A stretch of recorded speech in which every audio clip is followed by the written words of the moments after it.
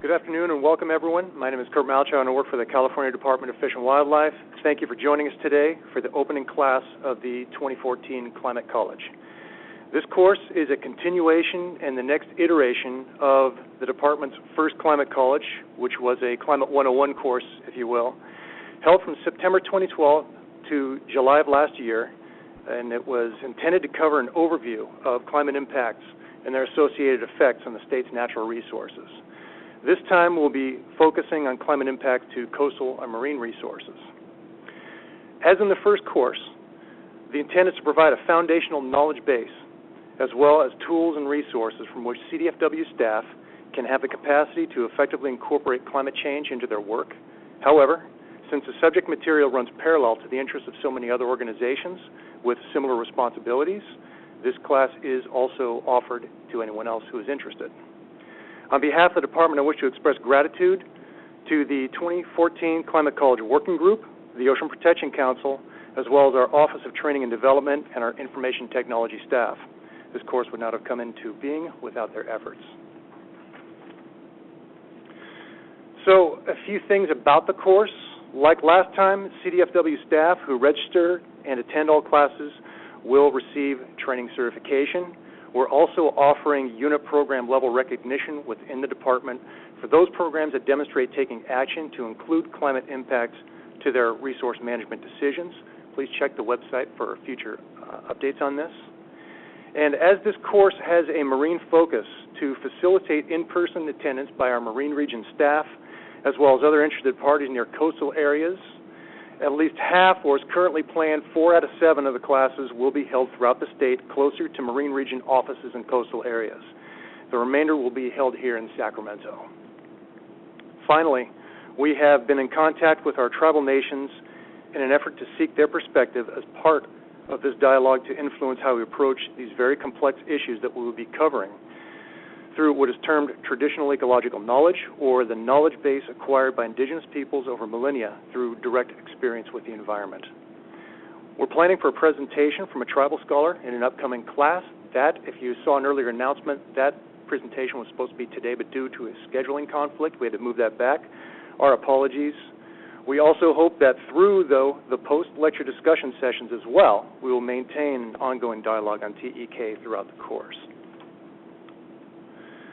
We have additional details on these topics on our webpage. Please visit this page for updates prior to each class. So before we begin, just some housekeeping to make today's session go more smoothly. Please sign in at the table outside the entrance if you haven't done so already. Please mute your cell phones. Those who may be new to this facility, restrooms out the door to the right, and again to the right past the elevators. You have to show security a photo ID. We have at least 100 participants expected to join us through WebEx, and others may be dropping in.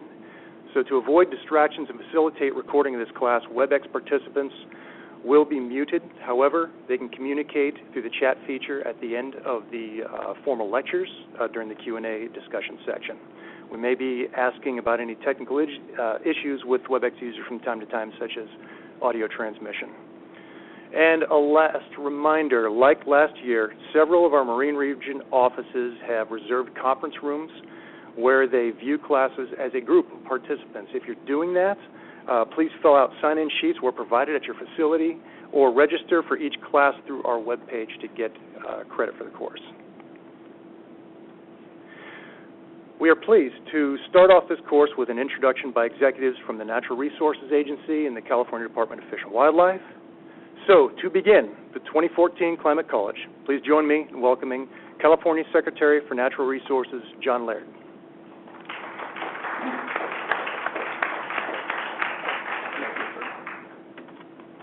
Just for the record, they did something that widened our pictures up there.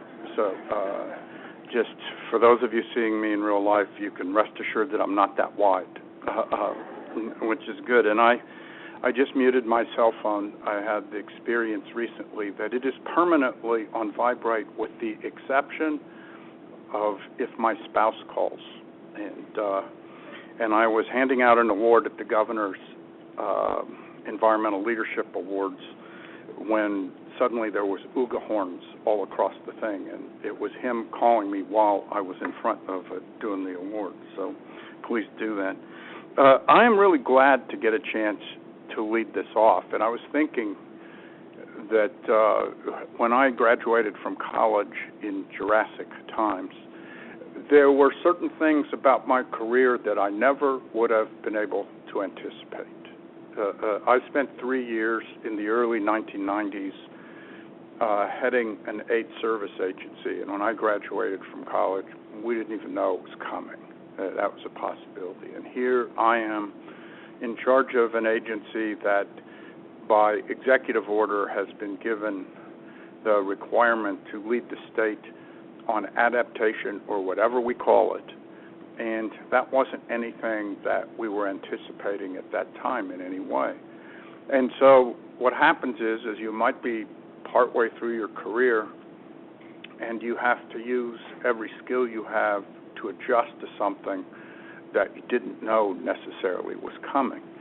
And if you look at the subject matter that we have here, there's different pieces, because we didn't know that this was coming the way it was, and we have a real job to educate people. I know that in a prior elected life, when I felt like you have to use your job as your pulpit, I actually rented a theater for a day, bought out all the showings of the Al Gore movie, opened it to the public, and had panels where people of different perspectives could explain what they thought it meant, not just globally, but in the community, and get people to think about it. And in many ways, in California, we've done a great job of having everybody ready for understanding greenhouse gas emissions, but not quite as ready to understand how we might have to adapt given what might come from that. And we have government organizations that have historically been set up to look at things through a silo. In Fish and Wildlife, to look at fish and wildlife, and that might not necessarily be related to transportation or health or some of the other places that might, in essence, deal with some different piece of the very issue. And so it's not just that we have to educate people, it's not just that we have to decide a plan of action, it's how do we work within the organization to be much more collaborative and work across traditional different divisions to get something done. And so if you look at, I know this is in many ways marine-based, but if you just look at what is going on in the arena of this agency, we are trying to do things exactly along the lines of what I was talking about. A couple of non-coastal ones, desert renewables, we're really trying to do a habitat conservation plan in record time with durable mitigations to really implement the vision of shifting from fossil fuels. Although if you talk about oceans and marine, the one thing in ocean acidification, that is the one ocean impact that is really the result of climate change or emissions. So the best way to deal with it is to deal with emissions. If you look at the marine protected areas and the fact that we have one of the largest networks in the world, it came from a collaborative process. It came from working on science-based solutions to do it, and that is a challenge. That it's not just that we have to have science-based solutions. Many times in the public arena, we have to argue for science before we can even get to people accepting what the solutions or the recommendations are that come from them. In the Safeguarding California plan, which is our successor plan out in draft to the 2009 adaptation strategy of the previous administration, we're really trying to get people to think about what is going to happen in this state, that if it's even part of what is projected, wildlife corridors will change, there will be sea level rise, we will have longer fire seasons. Amazingly, we will have almost everything we're experiencing in the drought right now. And I'm really hoping the drought is transitory. I can't go on like this for 3 years or 5 years. But that is part of the experience. That may well be part of the changing climate. And at the Ocean Protection Council, we've issued guidance so we can start to get people to think. If as somebody that was a city council member and mayor of a coastal town, we have a gravity flow water system attuned to sea level, a gravity flow wastewater system attuned to sea level, residential neighborhoods that are right up to the ocean that experienced major erosion in the early 80s in presidentially declared disasters, and it's a matter of time.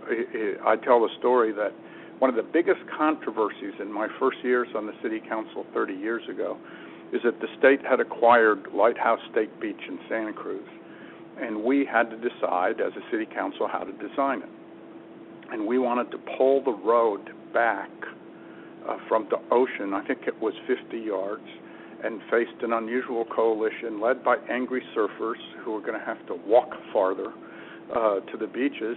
And now in a couple of places, that road is almost on the ocean, even though we did it. And so you can see in your lifetime how these things do, in fact, happen. And the tsunami that hit, it hit an hour before I gabbled together the Ocean Protection Council to approve our sea level rise guidance. It almost as if it was making the point. And the two harbors that were really hit, one was Crescent City, but the other was Santa Cruz, and it hit at low tide before sea level rise that we project in the next 70 years. Although I'm really conscious of saying it's gone up 7 inches in the last century. We are mid-sea level rise. It's just going to accelerate given the projections. And so the question for everybody that's here or listening is whether you're with the Department of Fish and Wildlife or you're an agency that might partner in academia or the NGO community and other places, or you're even with another state agency that wants to figure out how to work across the lines to do that, that's what we're committed to. And we have to, as much as people are committed to what their day-to-day job is and the responsibilities, stand back and think about this and think about how we're going to deal with the public, deal with certain regulatory requirements, deal with certain planning, educate people, and try to work collaboratively with other departments and other interests to sort of move ahead on this and to make sure that we're ready when certain changes happen or start to happen. I'm really lucky now. I'm not voting on those beachfront houses because I've seen the maps of what's going to happen, and property owners are really going to have to understand the challenges that they're facing moving forward, that if somebody's 25 and building a house right now, although in California that's not likely unless you have inherited money, you might be in that house in 60 or 70 years experiencing what the differences are over that time, and the question is making those decisions. So I just wanted to open, and I'm really glad tribes were mentioned because they are increasingly a key part of negotiating and partnering on whole hosts of issues. That's true with marine protection. It's made a fundamental difference in looking for strategic partnerships. In many ways, foundations have helped. Right now, they're supporting the Parks Forward process that's helping us re-envision a sustainable park system for California. We're looking to work together sort of with a changing planet and changing organizational ways of doing things to be ready. So I just wanted to kick it off today, welcome you, let you know that that's the ethic behind everything that you will be learning in class. And it's also my pleasure to introduce the director of the Department of Fish and Wildlife. And he was originally the director of the Department of Fish and Game, but something happened along the way. And interestingly, it was a collaborative process and state legislation.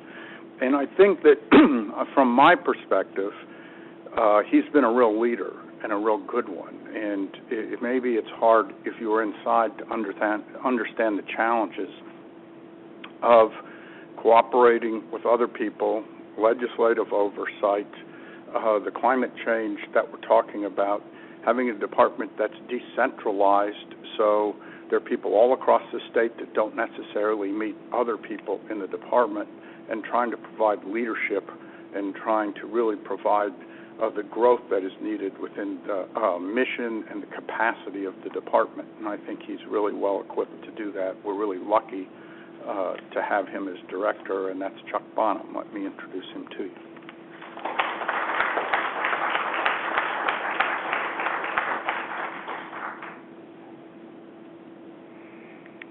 Is my mic on?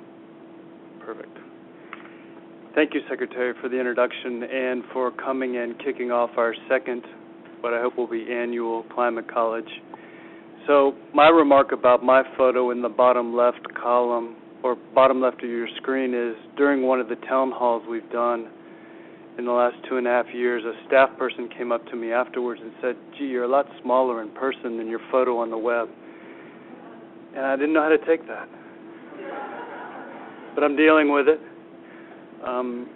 So I thought I would just kind of free-form a few comments about the experience I think you're getting ready to embark upon, plus what this college means to me personally and for us at the department. So I was sitting upstairs about 30 minutes ago thinking, oh, shoot, I got to go make some comments. I realized that climate affects the oceans, and the ocean affects our climate, but I was curious to find out a little bit more about that proposition, so I Googled climate change and ocean, and I got Wikipedia. And here's the first sentence on Wikipedia when you Google that. Global warming can affect sea levels, coastlines, ocean acidification, ocean currents, seawater, sea surface temperatures, tides, the sea floor, weather, and trigger several changes in ocean biochemistry. All of these affect the functioning of a society. And then I got depressed. I thought, we've got drought we're managing, and now we have this. But I thought, oh, wait a minute, Department of Fish and Wildlife staff and the Climate College are on it, so I felt a little bit better. So a big thank you to all of you in our staff who are either in one of our satellite offices, and for those of you in the Santa Barbara office, you can get your feet off the conference table. And our non-departmental staff, either other sister state agencies or our partners in the nonprofit world who are joining us for our second college. I know that this particular focus about climate effects in our marine world will relate to the two major acts that really affect the department's management of marine resources. Those are the Marine Life Management Act and the Marine Life Protection Act, each of which call for protecting resources through habitat protection. I know that this course will allow you to understand those acts better, will allow you to understand the distinction between routine fluctuations in ecosystem conditions and the disruptions brought on by a warming climate. So I expect to come back at the very end, like I did in our first Climate College, and see some of the product you've produced or hear some of the lessons you've learned over the 7 months. Let me put this college in a bigger picture context for what it means to me as your director, which I think is the greatest job in the world. Fish and wildlife management and conservation in California in the 21st century is challenging at best. It's not going to get any easier. These obstacles in front of us may get more complicated and difficult to solve over time, but we can make a difference. We can make a difference in our department at a senior leadership level, providing what I think is necessary for you to do your jobs well. Science is a great example. We know that our scientific goals for this department include increasing the relevance and the quality and the visibility of the science you do, increasing the faith and trust of our constituents in your scientific work, increasing the collaborative scientific efforts between you and our partners, and most importantly, enhancing your well-being. So if you take a look at management studies, some of you have heard me say almost all of them will tell you that organizational effectiveness hinges on three things: communication, trust, and confidence, and they feed on each other. Communication improves performance, performance shapes trust, trust instills confidence, but you can't do any of those, in my view, without trust. That forms the foundation for effective communication, employee retention, motivation, and may at the end of the day be the most important thing of all, your willingness to expend your discretionary energy. Your day is full already. We're asking more and more of you as time passes. You have some measure of discretionary energy that you can decide to put down on the table. And I happen to believe you're willing to do that if we in the department's leadership can show you that we're trustworthy, that we believe in who you are and are committed to your long-term well-being as employees of this department. So for me, the Climate College is absolutely something we should be doing for you. It's about trust, it's about communication, it's about improving our confidence, it's about your professional development. So that's how I put the Climate College in my head as director. I hope to be right back here next year introducing the third Climate College, and we're waiting for any other staff who want to apply their discretionary energy to the idea of creating curricula and informing our own employees. Bring it forward. Send me the idea in the suggestion box, or just come to me like Whitney and Amber did about a year and a half ago and said, we have this crazy idea, would you do a Climate College? Let me wrap this up by just quoting, and then I'll tell you who the quote is at the very end. Quote, "Imagination is more important than knowledge. The true sign of intelligence is not knowledge, but imagination. I have no special talent. I am only passionately inquisitive." Albert Einstein. My sense is you are passionately inquisitive as well, which is why you're here today for the kickoff of our second annual Climate College. Thanks.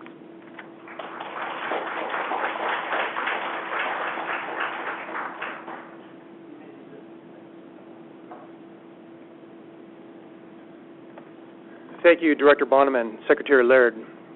I would like to preface the introduction of today's speaker with a brief description of the organization of the course material. This course in totality is thematic to the latest climate science and its associated impacts to marine ecosystems.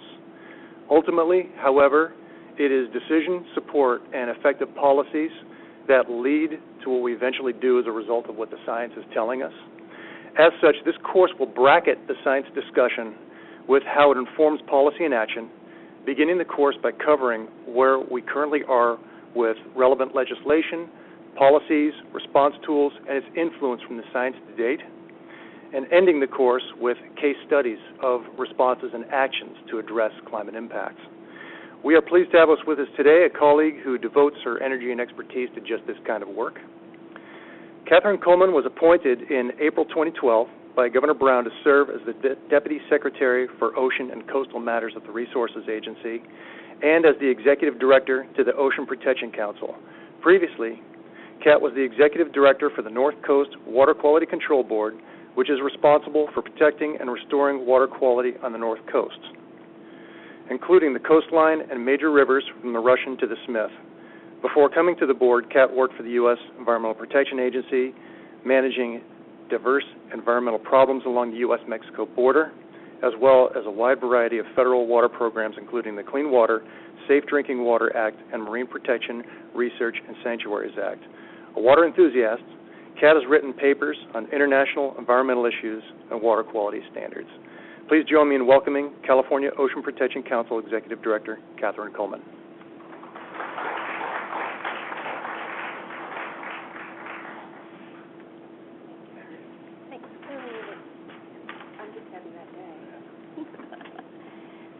Well, thank you, everybody, for being here, and for all you folks on the phone as well. I'm having a day here. I'm dropping things, and I started out by, does anyone use these kinds of pens? Pilot pens? Well, you know what happens if they get near you? So that's my day, but I'm really glad to be here with all of you, and I'm hoping I don't have spinach in my teeth or something really awful is going to happen while I'm talking. I think this is such an exciting opportunity. I'm really thrilled to be here. And I kind of have a little bit of a goofy title for my talk, but I can't help but put in some kind of water analogy when I'm doing a talk. And we're also at a place in time where we're facing a challenge with climate change, where we really do need to come together, where we really are needing to face this slow-moving disaster that is coming at us. We need to face it as a community. And I really like the remarks by both Secretary Laird and Director Bonham, because I think I'm going to echo a lot of those themes that you heard in my presentation today. Okay. Well, so while we get depressed about ocean issues, acidification, global warming, the state of emissions, and the fact that, well, the world is going to heck. But California really, really leads on climate change, and I think this is something that we all, as individuals within the agencies, can take a great deal of pride in, because that means us. And it also, I think, reflects the commitment of our academic world, the California State Universities, the CSUs. I mean, just a really deep knowledge pool that exists in this state.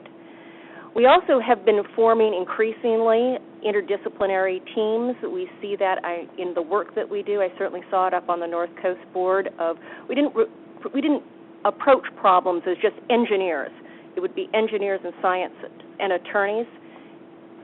Bring in some social science, and by doing that, we really were able to produce better decisions. And I know that you folks do that in the work that you do as well. But what really makes California stand out is we have some pretty amazing statutes that set direction for us as people who work for the state of California. They are statutes that are visionary, that they instruct us to work together and to emphasize that we work and think about our problem solving in the context of ecosystems. I want to focus today on a couple of key agencies, and these are the agencies who I spend most of my day working with. And these agencies are just sort of the heart and soul of coastal, and there's a lot of overlap between what we do. So the Ocean Protection Council was created to be the place where high-level policy decisions would be made for the marine environment for California. And with us then was created in statute the Ocean Science Trust, which is a nonprofit actually, but its job is to take science and talk to resource managers and make that link from resource managers to the science and pull that science back around and deliver it back to resource managers in a way that can be used and taken up into decision making. These agencies on a day-to-day basis were working together in all kinds of different projects, and I think it's something that probably wasn't happening so much 10 years ago, but I think on a day-to-day basis I will be talking to someone in one of these various organizations. Okay, so I'm going to go then through some of the statutes that are the kind of the key things that I think really are important. So the Ocean Protection Act is one of the more recent statutes dealing with oceans in the state of California. It's visionary in its nature, and it really hones in on, again, the idea that when we're making decisions, we have to look at ecosystem perspectives. We can't just look at single issues. We can't just look at a fish species. We have to look at that within the context of an ecosystem. In making our decisions, we have to use sound science. We can't, the law often says where feasible. I think it's imperative on us to use science, and that it's sort of a two-way street in that the managers need to know what they need and the scientists need to deliver. The other big piece that's important to me in the Ocean Protection Act is that not only are we all we are interconnected, and this language that talks about sustainability, ecosystem health, and I love this in particular, precaution, that we err towards precaution, and that we focus on the interconnectedness on land and sea interface. Those are just really huge concepts that often get lost into the day-to-day work that each one of us end up doing at our desks, but it's huge, empowering legislation, and that we need to do that in the context of the work that we do with the public. Department of Fish and Wildlife, and this is from the visioning process, but was then chaptered into statute. Again, the idea of working together in partnerships and collaborations to achieve shared goals, and again in the context of an ecosystem. Got this one wrong. It's the California Coastal Act. That management shouldn't be there. Sorry.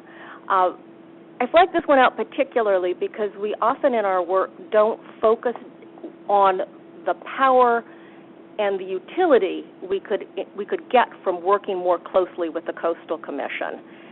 The Coastal Commission has a very broad mandate to, as you can see, not just dealing with we usually hear about the Coastal Commission in the context of a particular property or a beach project, but really their charge is also to look at wildlife, marine fisheries, and other ocean resources. So they not only issue permits for development, coastal development, but they also are the folks who, when there's a project in federal waters, issue a consistency determination for whether or not that project is consistent with that vision of protecting California's resources.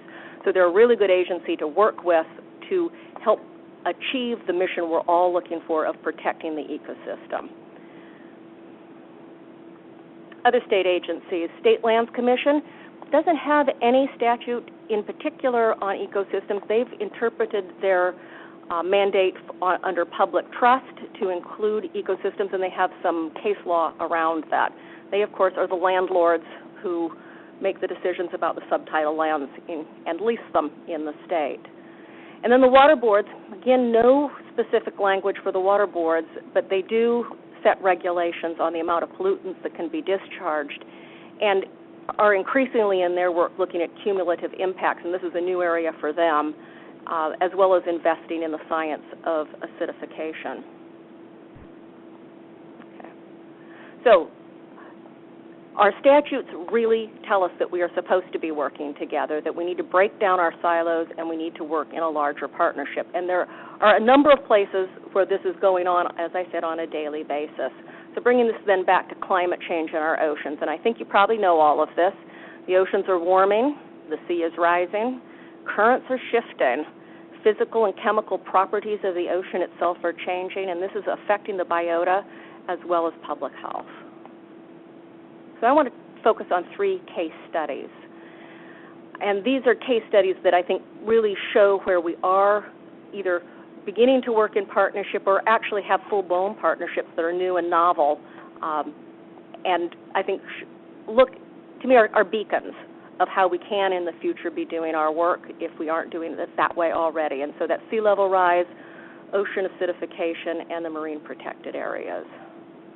So basic facts about warming oceans. The thermal expansion, the ice is melting, it's expanding. This is going to lead, depending on the rate that the ice sheets melt, which is the science is in flux about how fast that might help, a lot of unknowns, but it's projected to increase rapidly into the next century. For the California coast, south of Cape Mendocino, the ocean is projected to rise 5 to 25 inches by 2050 and 17 to 66 inches by 2100.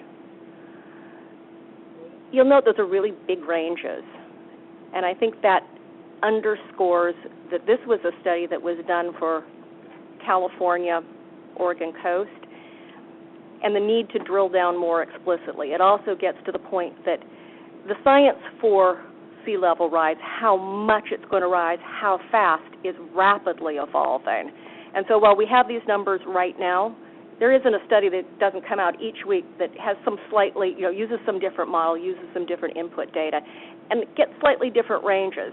I think the take-home message, however, is it's coming. It has come. It's gone up by 8 inches at in the last century at the Golden Gate Bridge. It's going to be increasingly getting up. But it is more important than the rise itself are the extreme events.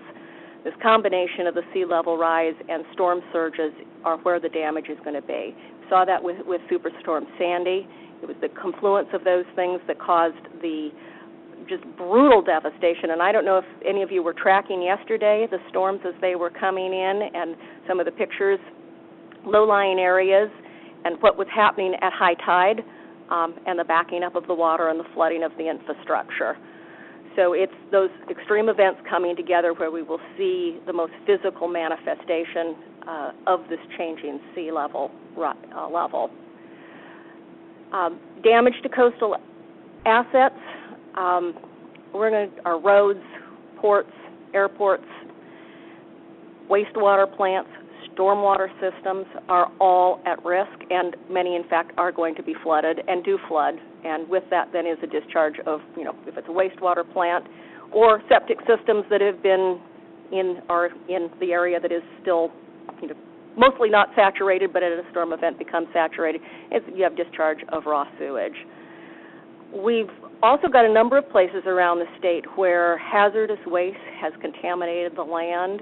These may be like old railroad yards or places by docks where they've had fuel storage. And the idea of just capping those and walking away was nice as long as the sea was going to stay where it was going to, but as with an inundation, that could lead to release of toxic materials into the marine environment. And in some places, that can be quite severe. The erosion of the coastal bluffs has been going on. It's going to continue at an accelerated rate. Interestingly, Stockton is the city in the state at the most risk. Sacramento is not far behind, and that is because of the delta and the levees and what starts happening once the levees start being consumed by the ocean. A lot of work needs to be done, but the delta is particularly vulnerable, and there are some amazing resources at risk in the delta, both people, infrastructure, as well as biota. So some of the things that we can foresee happening, many coastal habitats, including wetlands and our rocky intertidal zones, are just going to simply be gone. Freshwater marshes, as the wedge of salt water moves up in estuaries, where freshwater marshes are going to become saltwater marshes. As the bluffs erode, people are putting in seawalls, they're putting in revetments. All of that then leads to a hardening of the coastline, which causes the beach to actually narrow down, which becomes a problem for marine mammals where it's a haul-out area, or just for people wanting to walk on the beach and enjoy the my favorite thing, to go walk on beaches and to enjoy feeling that you're next to the ocean. And that whole idea of access to our beaches is such a part of who we are as Californians. It's important to us, I think, emotionally, and it's also important economically. So what has California's response been? Both the federal and state governments have been working really hard to deliver tools to local planners. And that's all really good, but what we've actually managed to do is create a whole lot of tools. And I like to think of it as sort of like an inverted triangle, that you have all these federal and state agencies who are, working really hard, often together, to create more tools. But they all land up on that local planner's desk, say in Pismo Beach. And that local planner in Pismo Beach has to know about a whole bunch of stuff, and they really need to have information delivered to them in a much more usable form than, here's a whole bunch of different kinds of tools, you figure out which is the best technically and scientifically. And the next step is for the federal and state governments, I think, to work a lot harder to bring home to those local folks useful products that they can just pick up and run with, because that's how decisions will get made more quickly, and time is important. Also, the agencies within California have aligned, and as the Secretary mentioned, Cal EPA is in charge of emissions and cap and trade. AB 32 Resources Agency is in charge of adaptation. And obviously this means we have to work together, so there's a lot of work going on. But the key is that there's been a structure created which is called the Climate Action Team, and the Climate Action Team consists of the three secretaries, Agriculture, Resources, and Cal EPA. Then they've created a bunch of little subcommittees, like there's one for coastal, it's called the COCAT, and these little subgroups are where issues related specifically to coastal matters can be debated, or for forestry or for water. And this creates a way of dealing with issues among the agencies, both out at the specific topic-specific area, as well as then to be able to draw it back up for decision-making. And again, the thought process behind that is to make better decisions and to speed decision-making. Also, Ocean Protection Council, the Coastal Commission, and the Coastal Conservancy, we've been looking into all of our accounts and pushing together all of our financial dust bunnies to create sort of a unified grant program where we take the little money that we have, since nobody's appropriated money for adaptation, and to take what we have and put it together and collaboratively work together to give grants to local planning agencies, specifically through the Coastal Act, looking at updating the local coastal plans. And that's been really helpful. Not enough money, but a good start. And then finally, the state and the nation are leaning on the scientists in California, both in terms of the raw science of what's being produced for climate change, but also, as importantly, how do we adapt? What are our great ideas? What do we have going for us? Because we're out in front on adaptation, and yet, so on one hand, you go back to a national meeting, it's like, oh, you guys are so far in front of us, and then you come back and you go, oh my God, we have so far to go. So I think improving our skills to be able to make decisions both at the political as well as the scientific realms, to make those decisions together and more quickly, is how we really move into the future to do things differently and to be more effective. Okay, so why is this important? And so just to recap, planning for sea level rise primarily happens at the local level. So that means we have to help other people get their job done. State and federal agencies, we need to coordinate on the tools that we produce, and there are more tools that need to be produced. We need to fund assessments. Adaptation funding is pretty sparse. There isn't any funding there's no adaptation program going on at the national level where there's some millions attached to it, nor is there something similar in the state. So that means we're gathering up our dust bunnies and trying to do the best we can until at some point money is going to need to come, or we will only be responding to disasters. And again, the projected ranges for sea level rise are quite large. New science is emerging, and this means we need to have a way of processing that new information so that we don't feel paralyzed and say, well, those ranges are really big, we can't make a decision. But a way to process, we have this information, we have sea level rise guidance, we're going to use that and we're going to process new information in some meaningful way, but we need to make decisions and we need to move. Okay, so turning then to ocean chemistry. The ocean is becoming more acidic, and this isn't just a carbon issue. It isn't just about the acidity. It's also about what kind of sublethal effects does the change in chemistry produce. So does copper, what happens to the copper cycle with creatures in the ocean? Does it become more toxic? Does it become less toxic? Does it become more toxic and more available for some but not for others? What happens? Hypoxic zones are moving in off the shelf. They're coming in and they're getting bigger and shallower and closer to the shore. Stratification may decrease mixing, which will also probably harm productivity. And then patterns of coastal upwelling will also change. Now, a lot of this is completely unknown as to what it will be, but I think the early papers coming out now are saying, yes, it is going to, and we can hypothesize. So we're beginning to see papers that are offering hypotheses on how they might change, but we have a long road to go. So some basic facts. It is the uptake of carbon dioxide by the ocean that is increasing its pH. However, in Washington, they found that local factors could affect the pH, and so we need to understand that better. And in addition, hypoxia is often coupled with acidified waters, and so it makes sense to link the two issues. They both are nutrient-based at their heart, so linking the two is important way of looking at two important phenomena in the ocean at the same time. And as I said, the magnitude is not yet known. Okay, so what's been our response?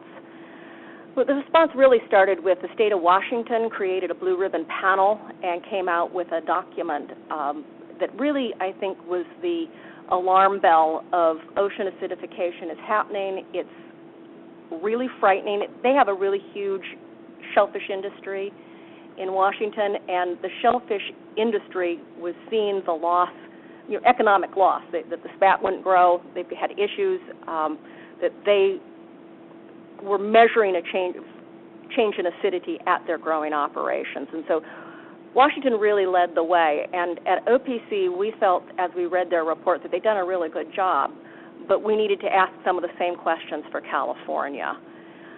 So the council requested the Ocean Science Trust put together a panel of top experts to evaluate the state of the science. And that panel, this is one of the things that was going to be just California. It was going to be simple. We'd be done by now. But then Oregon said, well, we'd like to join you. And since we're linked by a current that starts in Mexico and goes all the way to British Columbia, it seemed like, well, that's a good idea to have them as part of the partnership. And then Washington wanted to join because, well, why not? And then British Columbia said, okay, count us in too. And now we're beginning to have some discussions about perhaps Mexico as well. And that's been really exciting to watch. To have scientists from all of these different places come to the table and bring their expertise it's almost like, you have, like, I'll just use Gretchen Hoffman as an example. In her lab, she's working on genetic research related to acidification. She's on the panel. So she's on the panel, and she's informed by the work she's actually doing in her lab. Then she talks to the resource managers and the policy makers, who then can talk to the legislature. Or in this case, we've actually, we've been talking to the legislature. We don't have any answers for legislation. But what we did find is that we were able to put together very quickly, because of this partnership, a letter to the White House and to Ottawa to say, federal government, we really need you to come in and to help us with that. Obviously, NOAA has assets deployed in the ocean, buoys and all kinds of monitoring that they do, but to align it a little bit more closely. So it was a letter that we sent to the White House saying, hey, we're doing a great job out here, but we need you to come play. And we were able to turn that out in really, really quick order, which was pretty exciting. The other thing that I think was really interesting about this, but is really interesting about the project, is that the panel's charge was framed by resource managers. So it wasn't just that we said, oh, put these scientists in a room and they're going to go come up with something good. Their panel and its charge was informed by very structured interviews that were done with resource managers in both California and Oregon. Washington had kind of already done that. And so the charge of the panel itself, the first question comes from resource managers. What are the naturally occurring variations in acidification and hypoxia parameters in both space and time? And the next three bullets kind of fall from that. Then once you answer that question, then to what extent do we deviate? How much of that deviation is due to local or regional inputs? What are the consequences? And then what research and monitoring gaps are encountered that need further filling in? So as the panel works, they're going to identify the need for further work, and that's going to be, they will deliver that to us. So why is this important? As I said, time is really of the essence. And by working together, not only do we have all the brain power kind of consolidated, and other people can tap into that, but it allows the connection then to resource managers, and it allows us then to go back to Washington and say we need money. And I believe we will see money delivered because we have this consolidated response. And if each state had tried to go back one at a time, we would have never gotten the attention that we've gotten. So by working together and by raising the flag together, we have the attention of, like, the head of NOAA, and we're still working on US EPA to really get them in the mix as well. So that means in the meantime, while we don't have a lot of money, the money that the states are able to put to the problem, we're able to use most effectively as well while we seek additional federal funds. Okay. Turning to the Marine Life Protection Act, been touched on by, I think, both the Secretary and the Director.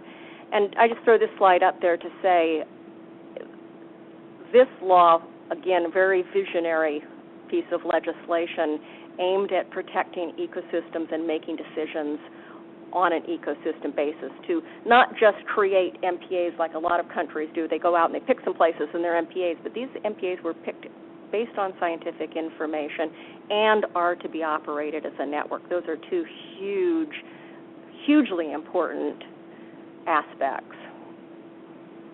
So basic facts, there are 124 that were established in a long period chunk of time, covering 2,200 square kilometers, and also spans the whole coastline. So we've got ecosystem types from across the entire coastline. So that puts 16% of California's water under protection and 9% in no-take. So this was possible by incredible partnerships. And hats off to the Marine Region in particular, along with Fish and Game Commission, as well as the nonprofit partners. It couldn't have been done without them. Just a whole lot of long, hard meetings, a lot of wrestling, but really some truly heroic work done by the department here that I think the department should be, and I think is, very proud of.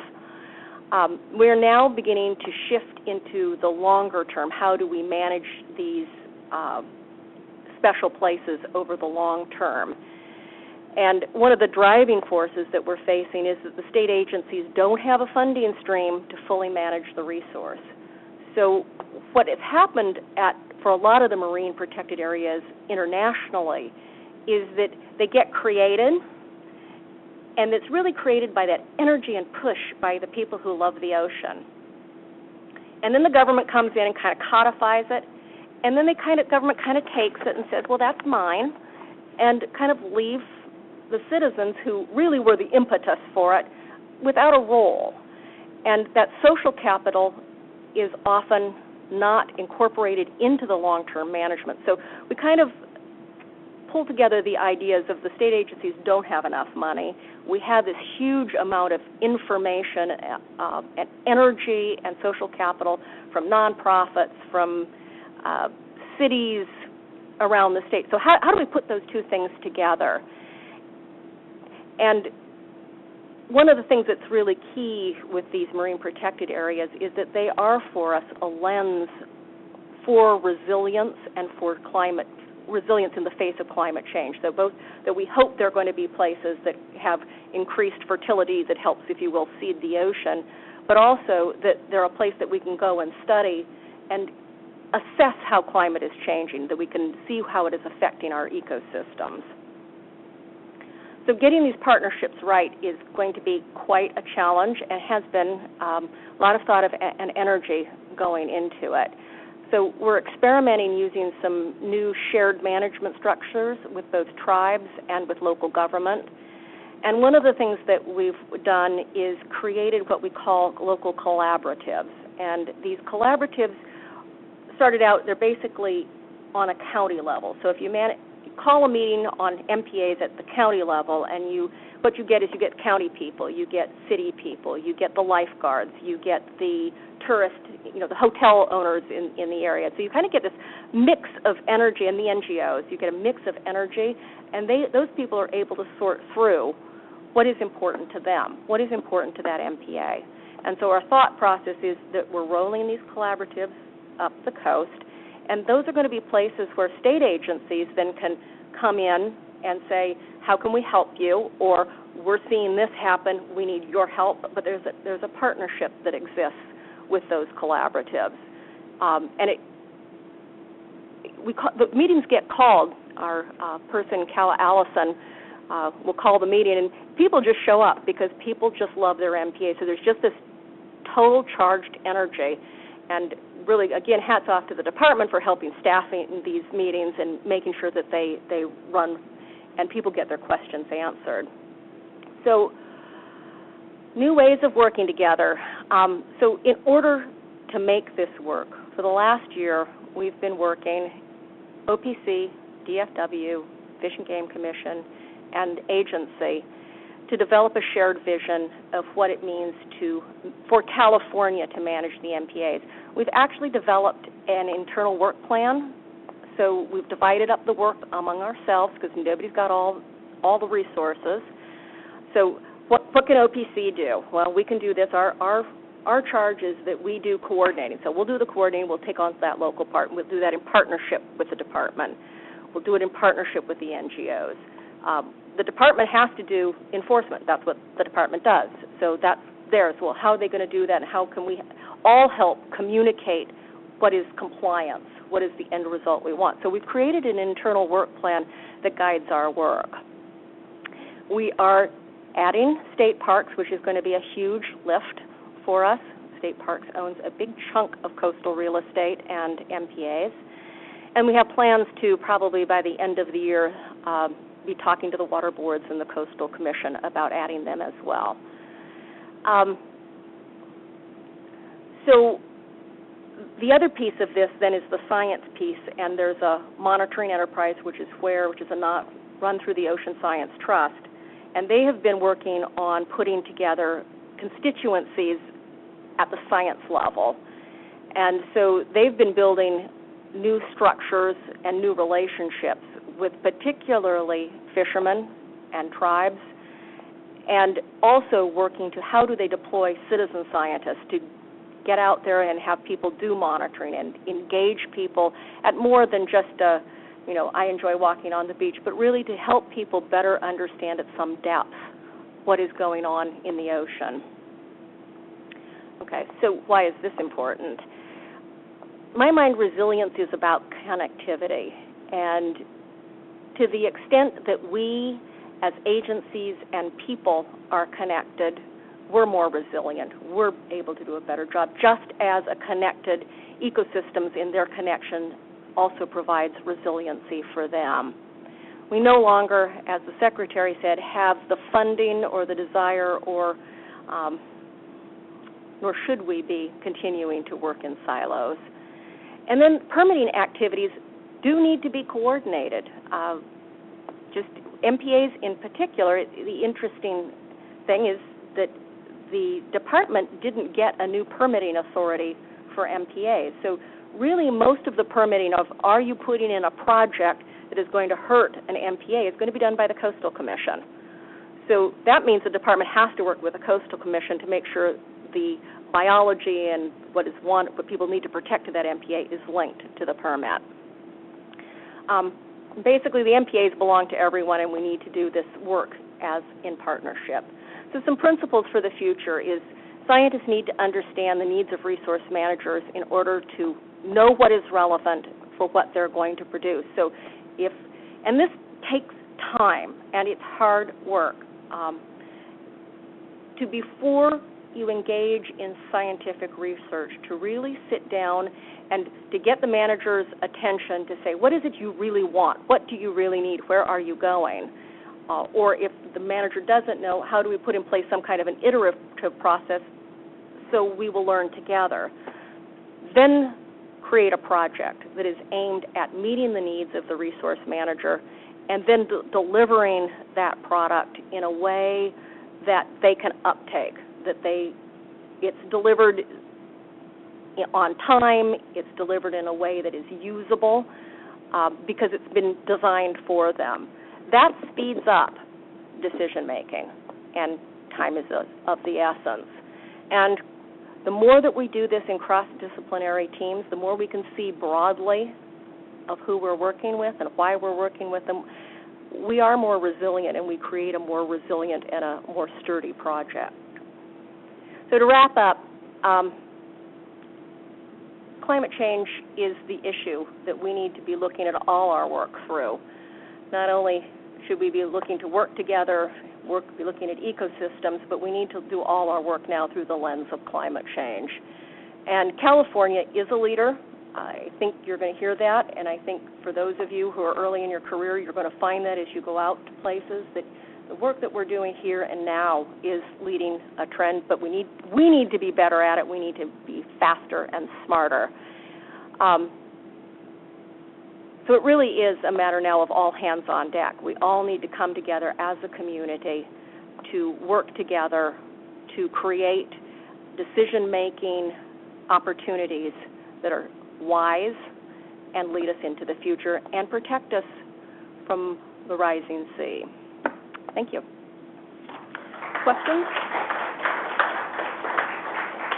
No questions?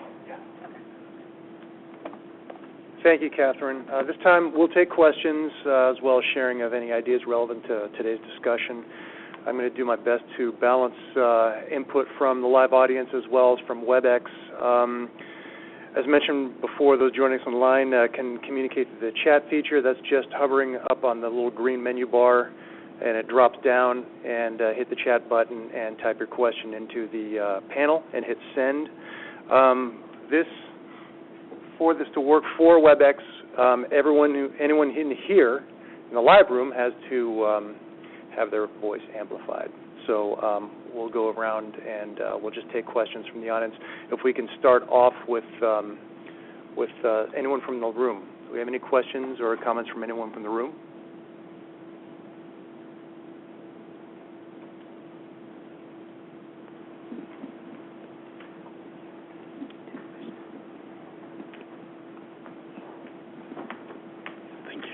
Hey, Bryn George with the Department of Fish and Wildlife. There's a lot of media attention saying that global warming is a myth, and even a major Sacramento radio show is saying that global warming is a myth. And I personally just try to keep, a good tool to respond to accusations like that. I mean, it's so obvious to me that it's not a myth, but when you have major radio shows educating people that this is not real science, how do you as a professional respond to that? I have to say I've been really lucky. I haven't gotten that, and maybe that's because I'm working on the ocean, and I relate the story of you go down to Newport Beach, which has to be, the bastion of Republican folks, and, the ocean's about this far from their doorstep at high tide. So they may not want to talk about what's causing it, but they know they have a problem. And so I tend to focus on, I am not a climate scientist. Obviously, smarter people than I have tried to convince the people on the radio show I'm not going to be successful. I try to focus on where do I have common ground? Where can I have a conversation that will lead to change that's positive? And so I feel that I'm very lucky because I'm working on the ocean, and I think everybody agrees the sea is rising, and we need to deal with it, and we need to deal with it soon. Bit of a cop-out. But there are great graphs and figures that, kind of explain it, but I think a lot of people just don't want to be persuaded. Thank you very much. Can I add something to the dialogue? If it's information that you're trying to get just to kind of counter some of these arguments that you're getting from people, I know that a couple of years ago the OPR Governor's Office of Planning and Research put up a website, and I'm forgetting exactly what the title of that is, but it Climate Deniers website. I knew it was too simple for me to remember, but what it does is it literally frames up. It lists point by point of a lot of the language that you're going to get from the deniers, and it talks about what the science is actually telling us. And a lot of times, half of the discussion, when you're having someone approach you as a person who's just outright denied, it's half of the issue is trying to get past the hyperbole and trying to talk about what the science is telling us, because that's overwhelming. 97%, at least, that's a very conservative figure of 97% global consensus from the scientific community on global warming. And I forgot what the statistics on how many studies show that link human activities with the trends that we're seeing overall. I know you get a lot of things like you get a cold day that's unseasonably cold, someone saying, where's the climate science? That's the same logic that says that Hank Aaron can't bat because in June 5th, 1962, he struck out. So it's trying to get past the logic mechanisms that they use. There also is a website called the Climate Reality Project, which also looks at those statements that are made by those who are being skeptical. And I'm not trying to deride or minimize any minimize any dialogue from someone who would call themselves a climate skeptic, but we just want to make sure that we're framing our arguments from the right standpoint, that we are basing this on what the phenomena are telling us out there. There's a scientific method, a process out there. There's repeatable. It's done that for a very good reason, so it can be disproved. But the way that the science is being disproved too often times is not really following that same protocol. So it's approach as well as just trying to meet it with information. So hopefully that helps you out. So we have a question from one of our WebEx users in a font that I need these to read.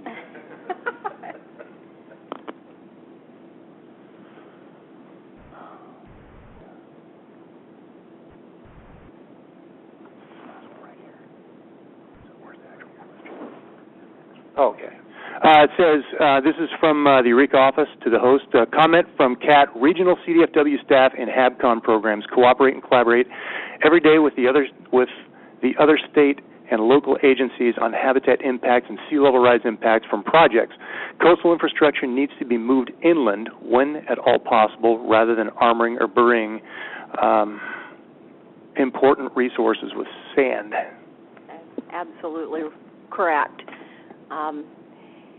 The Coastal Commission has just come out with a draft policy on how they're going to deal with sea level rise, and that is one hazard is dealing with setbacks. So if you're putting a project on, say, a coastal bluff, big setback required, and they've been doing that for a while. But so they're putting forward a pretty ambitious document to try to discourage those seawalls and those revetments. I mean, that's been their thing for quite some time. But nonetheless, there will still be some. We need to move everything inland that we can out of harm's way. We need to not be building new structures that are going to be subject to hazard within a fairly short amount of time. Getting people to do that is going to be our job. I mean, that piece of convincing people, and I know each one of you who are like the folks in Eureka, you're working on projects, and people don't want to move their project in, and yet, it's the persistence and coming up with good alternatives is going to be a lot of the work that I think we're all going to be doing in the next decade. Thank you, Kat. Anything else from the room? Anything else from WebEx? Does that mean they're out of school early? It could be. I mean, I wish I knew more about marine science as a person who's putting this together, because it's really important that we get a dialogue going on this and we share ideas, and we hope that if not now, you can also communicate through our website at climatechange@wildlife.ca.gov in case you have any other suggestions, as well as questions. But often it's great to have the expertise. Oh, excellent. I convinced somebody to.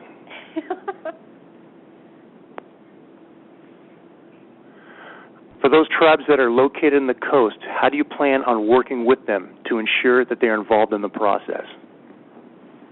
A couple of different ways. The agency, Resources Agency, has a tribal policy about tribal engagement in that process. I know the department is about to come out with a policy as well, and I think the Fish and Game Commission has established a committee to start answering some of those questions. But it really is a matter of sitting down with each tribe and, assessing what their interest is, for me, in marine resources and how we can partnership from, is it just they want information and we share information, or do they want to share management in some way, and how do we move to some kind of shared management, and what would that look like? And that's going to be unique and different for each tribe. But I think we're going to see a whole wide span of how tribes are going to be working with us, but I think it's going to be, in 10 to 15 years, it's going to be profoundly different than what it is today, with much more engagement from the tribes.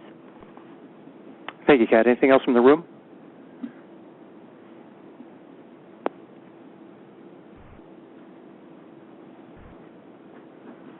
Just curious, in talking about the seawater acidification, in your experience, does that affect the seawater salinity levels significantly, and is that a factor as we go forward talking about global warming? You asked a good geeky question that I can't answer, but I'll get you an answer. How's that? It's coming up. We're going to start the science-based discussions. In fact, that's pretty much going to be 5 out of 7 classes are going to be that, and then salinity and its relationship with the other base climate impacts are exactly in time what we're going to be addressing. Anything with WebEx? Something I thought about is I'm kind of working with a different group. When I was with CNRA, we were working on putting together tools for practitioners that really didn't have much of a science background. This for the Marine Climate College, we do have people with, I think I would venture to say most of the audience is pretty savvy or has a working knowledge. I know some of the folks in Marine Region are outright scientists. So if throughout the course you can please give us ideas on what tools would work for you. A lot of what I was working on, a lot of what other agencies are working on are trying to simplify the science and make it understandable by a very they're decision makers. They don't have a science background, so we're making them very basic, very graphical. But I know that in working in particular ecosystems, what would be some tools that would work? Would it be a vulnerability study on an ecoregion? Would it need to be an ecosystem-specific vulnerability assessment with some guidance tools just to help you with the logic to get through that with a science-based background? So any feedback we can get on that would be great. And if I could make a suggestion, again, the idea of not only do what you need to get your job done to communicate to other people, but what do those other people need? And having that conversation is hugely powerful in aligning both your vocabulary and your interests. And I think then you turn out with a much better product for them in the long run. Yeah. Thank you. We have another question.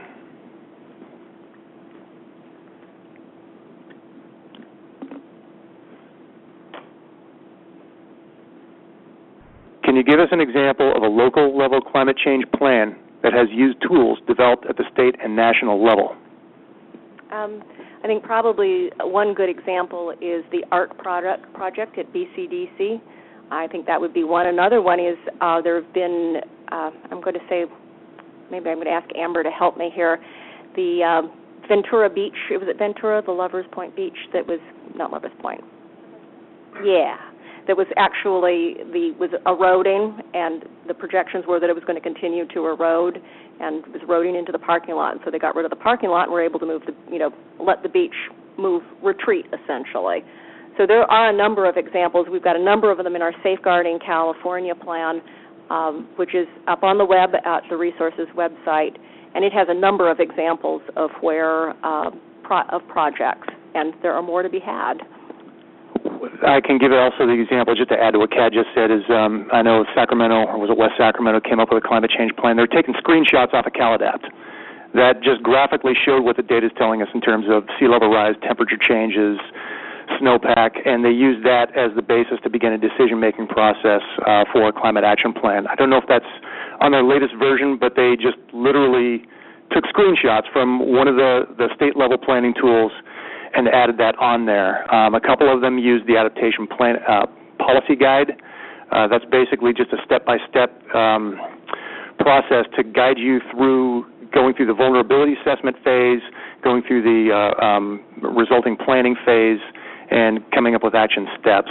So it's, as Kat mentioned before, looking at this menu of climate change response tools that you have, it can be a little bit daunting. I think part of the communication involves just working more efficiently with what we have, as well as coming up with new, more accurate tools.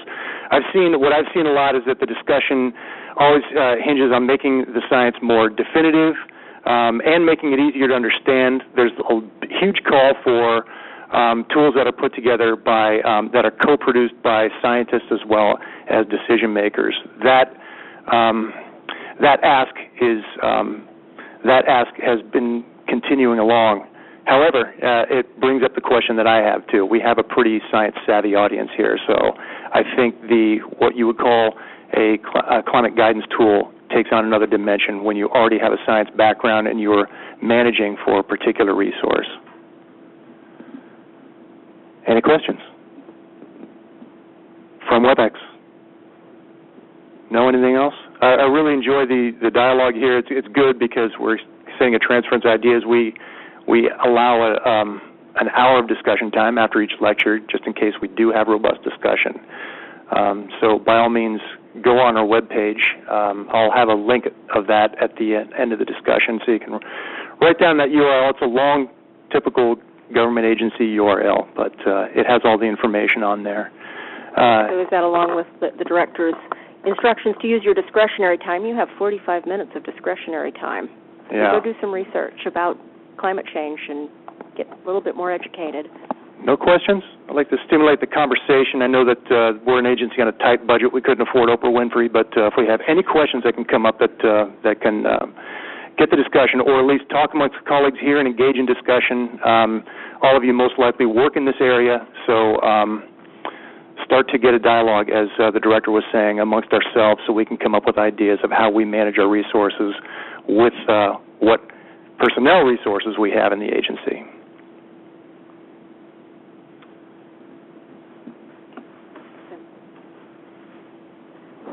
I have a private question. So should I answer it? Or? If you read it back. Okay, I can do that. Okay, so the question is, I mentioned that NOAA is on board supporting the West Coast Ocean Acidification Panel, but EPA has not joined on yet. How can we get on their radar and get their support? And I know EPA is currently working hard on greenhouse gas emissions, and this obviously ties right into the ocean acidification issue.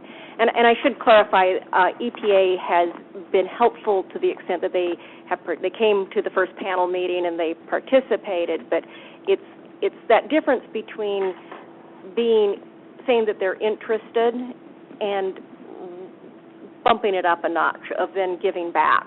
You know, a partnership is a two-way, and we kind of sort of get stuck at EPA. And so the thought process is this letter that we sent to the White House. We've been working with NOAA, and we're going to send a clarification letter because we want to have a face-to-face meeting with the administrators of both US EPA and NOAA to discuss about how do we work together, how do we get an ocean acidification hypoxia program running for the West Coast that's long-term and sustainable.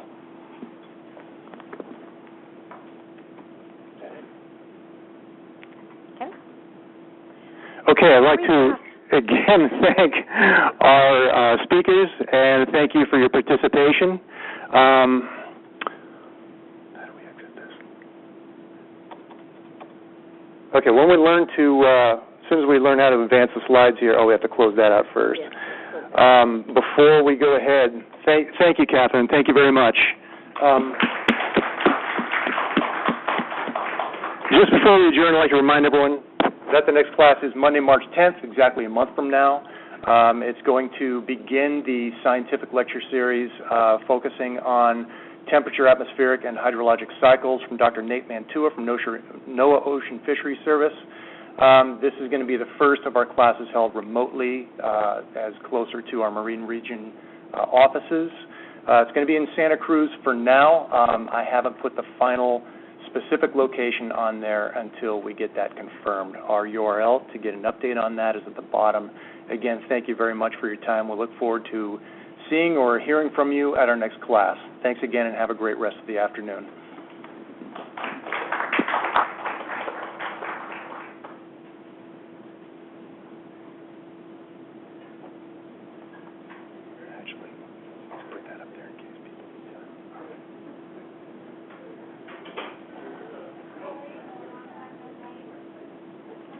We got two more questions after you ended. Okay.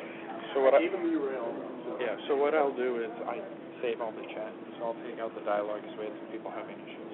Okay. And then I'll just send you the questions, and the ones that weren't covered you can do with whatever. Great. Okay. Thanks. Otherwise, anything else? Yeah, we had a couple people that had an issue viewing the PowerPoint. If you leave the session and rejoin, it corrects itself. Sometimes, like in the beginning when you switch between PowerPoint, Yeah. it can kind of freeze the system for some people on a slower connection. Okay. So if they're individual, it's kind of an end user issue. Yeah. There was one conference room in San Diego that had an issue, but then we got everything straightened away. The more, if you see me typing a lot, less people have an issue. Oh, yeah. I saw it a couple of times hammering away. Great. I thought it was going to be audio. Nice. Excellent. Okay. What'd you think of it? Okay. All right. Thanks a lot. Thank you, Greg. Is this your laptop, Kurt? Yes.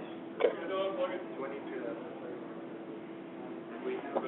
Why'd you shut it down? Well, then you can just start I don't have an insurance password. I guess you'll fix that, won't you? I'll even give you the cap. Yeah, yes, I will.